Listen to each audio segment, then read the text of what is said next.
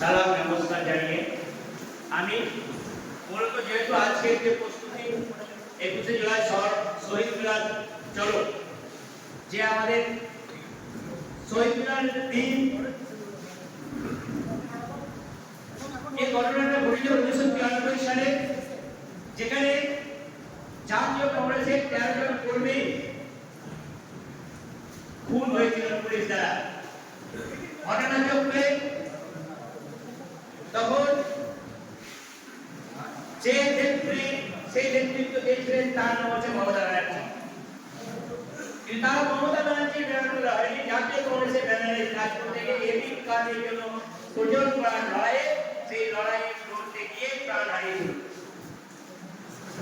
তারপরে ধীরে ধীরে সেই 21শে জুলাই শহীদরা এমন মনে হয় যে তৃণমূলের সঙ্গে জড়িত, তৃণমূলের লোকে নাকি মারা গেছে, তৃণমূলের লোকে শহীদ হয়েছে, সেটা নয়, সেটা আলাদা করতো সব শহীদ মিনার।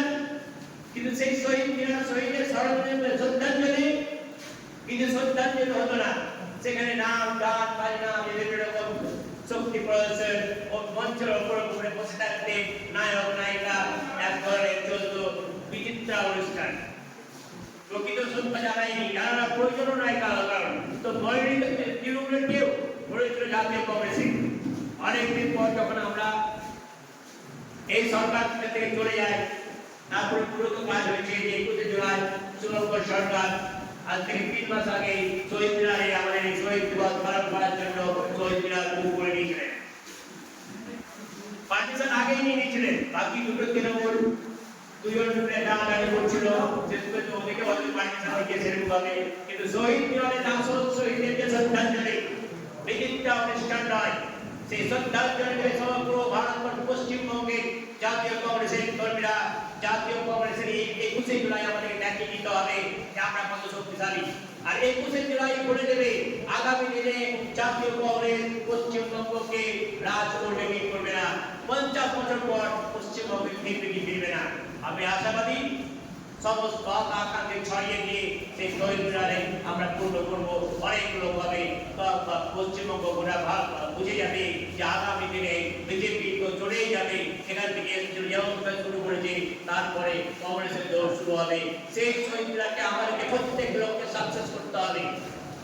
যদি 30 জন হয় 29 জন যাবো না, 40 হলে 39 জন নয়, 50 হলে 49 নয়, যত পারবো লোক বাড়াবো কম।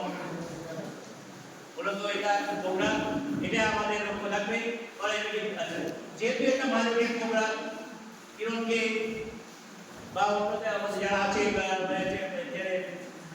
পিন্টুকে বা আসিফকে আমরা বলবো যে আমরা যদি মাইনরিটি প্রোগ্রাম, আমি মূলত 1 নম্বর থেকে যারা মাইনরিটির অঞ্চলের দায়িত্ব আছে তাদের সঙ্গে আমি এই কথাবার্তার মাধ্যমে পরিচিত হয়ে যাই। তো আমি বলবো যে রাজ্য অঞ্চলের কেউ আছে এখানে মাইনরিটি থেকে?